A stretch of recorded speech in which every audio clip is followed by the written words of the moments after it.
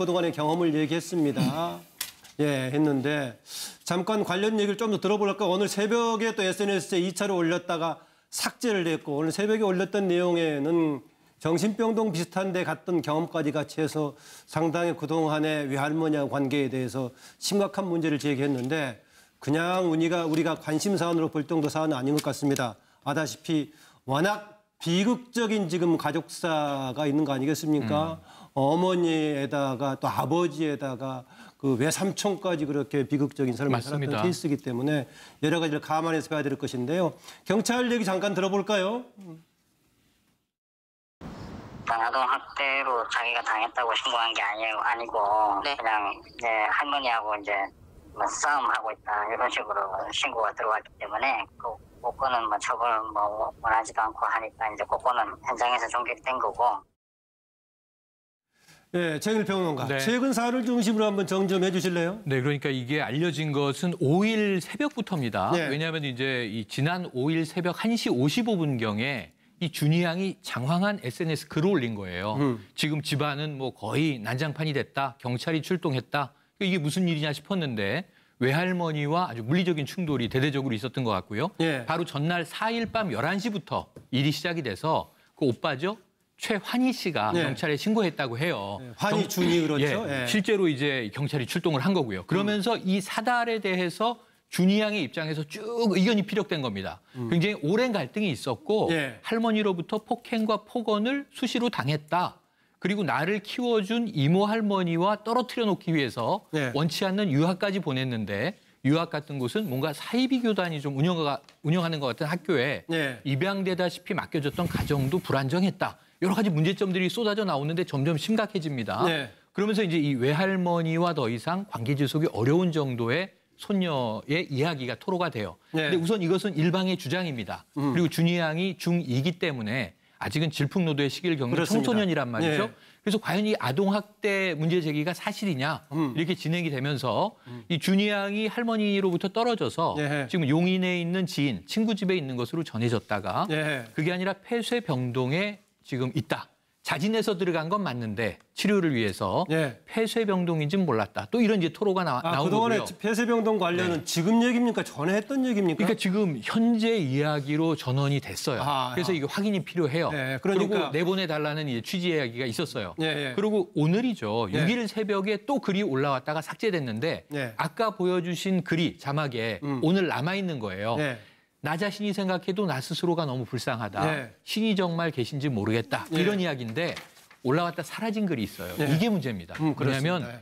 아빠와 엄마의 이혼에도 외할머니 외할머니가? 때문이다라고 네. 하는 이제 때문에 이혼했다. 그런 주장을 주장이죠. 이제 또 준이 양이 한 거예요. 네. 그래서 이게 하루 이틀의 문제는 아니고 분명히 외할머니와 이 준이 양은 오랜 기간 문제가 있었는데 저는 네. 이렇게 추정을 해봅니다. 네. 이 오빠인 환희 군은 연예인이 되기 위한 길을 이제 가겠다라는 이야기를 방송에서 여러 번 얘기했고요. 네. 준희 씨도 최근에 아이돌 예능 프로그램에 1차, 2차 합격을 했대요. 네. 그런데 할머니가 말려서 이 예능 프로그램을 못하게 됐다는 겁니다. 네. 그래서 오빠는 왜 연예인이 되는 그렇죠. 걸 밀어주고 네. 나는 왜 이렇게 차별하느냐 하는 것에 대한 반감은 분명히 존재하는 것 같고요. 네. 핵심 사안은 뭐냐면 이게 청소년의 일방적 주장이냐 아니면 정말 외할머니로부터의 아동 학대가 있었느냐. 이게 네. 사회적인 사안으로 떠오르고 있습니다. 네. 이런 문제는 지금 주변에서 상당히 뭔가 좀 도움을 줘야 되고 정리를 해줘야 될 부분이 있을 것 같기도 한데요. 법률적인 관련 문제도 연루가 좀 돼 있어 보이기도 하고요. 그렇습니다. 최진영 변호사. 지금 준이 양이 이제 중학교 2학년이라고 합니다. 네. 법률적으로 봤을 때는 이제 형사 미성년자라고 할 수 있는 14세 전후인 것 같습니다. 만약에 이와 같은 아동복지법상의 아동에 대해서 이거 보면은 후견인이 이와 같은 그 학대를 해왔다라고 한다고 하면은 지금 아동학대 특례법에 의해서 사실상 상당히 처벌될 수가 있는 가능성이 높고 네. 거기다 더불어서 상습적으로 그와 같은 행위를 했다라고 하기 때문에 그와 같은 죄가 2분의 1 가중될 가능성이 있습니다. 그런데 반면에 이와 같은 내용 자체가 법률적으로 허위일 가능성도 아직까지는 배제할 수는 없는 것이죠. 특히 가정 사건 같은 경우에는 양측의 얘기를 다 들어야 된다라고 하는 이른바 쌍방청문 원칙이 있는데 지금 일단 현재로서는 이 준이 양의 얘기이기 때문에 이 외할머니의 말씀도 사실은 들어봐야 이제 실체적 진실을 알 수가 있습니다. 그렇지만 이 글을 봤을 때 그리고 또 사진을 올려왔는 그 피해 내역을 봤을 때는 사실일 가능성이 상당 부분 있다는 것이 상당히 문제가 아니겠습니까? 사실 최진실 씨가 사망하고 난 다음에 이른바 최진실 법이라고 해서 원래 이혼한 부부 같은 경우에 한 사람이 사망하면은 그 상대방에게 친권이 자동적으로 보활하는 그런 문제가 있었는데 그거를 자동적으로 보활해서는 안 된다라고 하는 최진실 법까지 했던 문제이기 때문에 이 문제가 녹록한 문제는 아닙니다. 그리고 또 이 케이스 같은 경우에는 만약에 지금 준이 양의 말이 사실이라고 한다고 하면은 우리나라 민법에 의할 경우에는 이 가정법원이 직권으로 이와 같은 것을 문제를 삼아서 친권자 내지 후견인을 변경할 수 있는 그런 절차도 필요한 것 같은데요.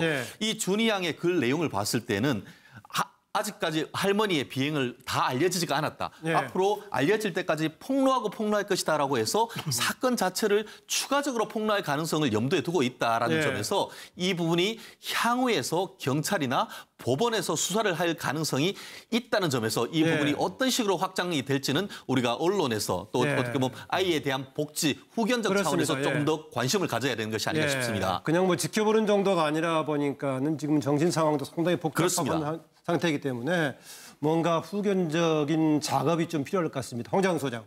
저기 지금 자신의 어머니가 남기고 간 돈이 적게는 50억, 많게는 한 200억 이런 추정들이 나오고 있죠.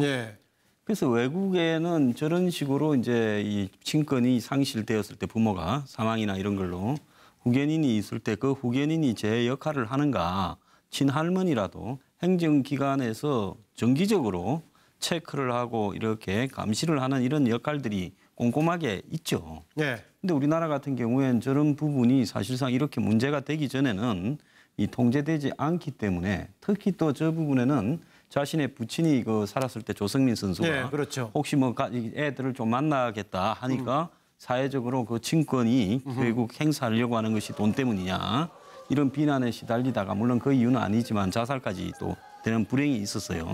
그래서 근본적으로 돈이 배경에 있기 때문에 저 부분에는 이쯤 되면요.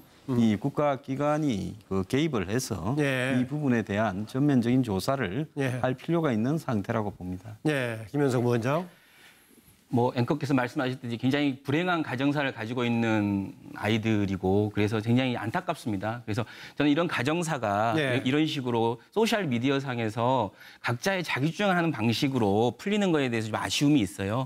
왜냐하면 이게 또 계속 남을 거거든요. 이런 콘텐츠들은 영원히 남기 때문에 최준희 양이나 외할머니에게 계속해서 상처가 될 거라고 저는 생각하고요. 당사자인 외할머니가 침묵하고 있고 환희군도 지금 침묵하고 있거든요. 그래서 저는 1차적으로 가정 안에서 해결할 수 있도록 하면 어떨까라는 생각을 하면서 또 하나 지금 아니길 바라면서도 제가 시중에 떠도는 얘기를 보면 어른들의 그림자가 각각의 어떤 이해관계에 따라서 어른들의 그림자가 있어요, 지금. 그래서 혹여나 그런 이 과정에서 관여하고 있는 어른들이 있다라면 저는 굉장히 어떤 가정의 불행을 끝내는 방식으로 문제가 해결할 수 있도록 조언해주고 조력해야 된다. 그래서 자칫 이 최준희 양을 무슨 아동 학대의 아이콘으로 만들거나 이 아동 학대의 문제를 해결하는 어떤 상징으로 해서 뭔가를 하겠다는 사람들이라든가 이 뒤에서 어떤 이해를 취하겠다는 분들이 있다라면 저는 정말로 죄로 갈 거다. 천벌을 받을 거다라고 생각합니다. 이정훈 박사 얘기까지 듣고 넘어갔죠. 그런데 사실은 이제 요즘에 그러니까 할머니 할아버지들이 손자 손녀 양육을 책임지고 있는 경우가 굉장히 많잖아요. 그래서 아마 이와 유사한 사건들이 앞으로 굉장히 많아질 가능성이 좀 있다라는 저는 생각이 좀 들어요. 그러니까 이 부모하고 사실은 자녀 간에도 계속 갈등이 있잖아요. 특히 사춘기 시절 이럴 때는 굉장히 험하게 싸우기도 하고 이제 그런 갈등기들을 이제 겪기 이제 마련인데, 그러니까 특히 할머니 할아버지 같은 경우에는 더 이게 세대 차이가 좀 많이 나다 보니까 인식의 차이로 인해서 이제 이런 트러블이 생길 가능성이 굉장히 많은 거죠. 자, 그걸 전제로 했을 때 이번에 지금 이제 준희 양이 올린 그 글이, 그러니까 그동안 참다가 이게 도저히 안 돼서 폭발한 건지 아니면 그때 딱 그날 그 사건으로 해서 우발적으로 이게 그냥 그 글을 써서 올린 건지 그건 좀 확인이 필요하다라고 저는 생각이 돼요.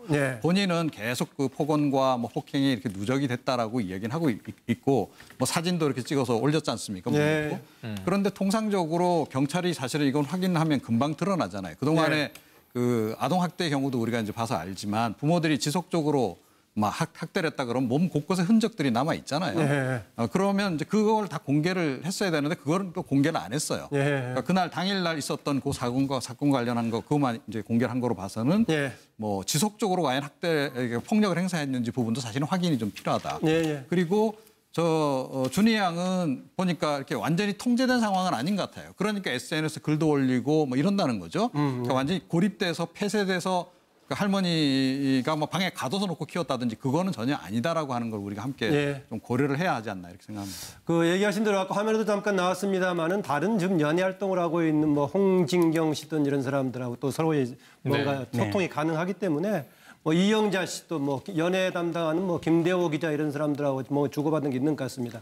아까 언니스 그 무슨 뭐 공연에 현장에 갔던 화면도 나오고 했었는데요. 그런 주변의 지인들도 같이 있기 때문에 이런저런 걸 종합해서 어쨌든 간에 상황에 대한 정리는 지금 필요한 것 같습니다. 지금 저 장면인 같은데 아마 대중매체에 공적으로 지금 등장했던 때 저때 같은데 지금 준양 얘기로는 이때 가서 만났던 것 자체를 두고 굉장히 외할머니가 이때부터 서로 관계를 끊었다 얘기하고 있는데요. 어떻든 간에 아동이든 청소이든 간의 차원에서 뭔가 개입해서 상황을 좀 파악하고 거기에 맞는 적절한 조치가 좀 시급하게 좀 필요해 보입니다.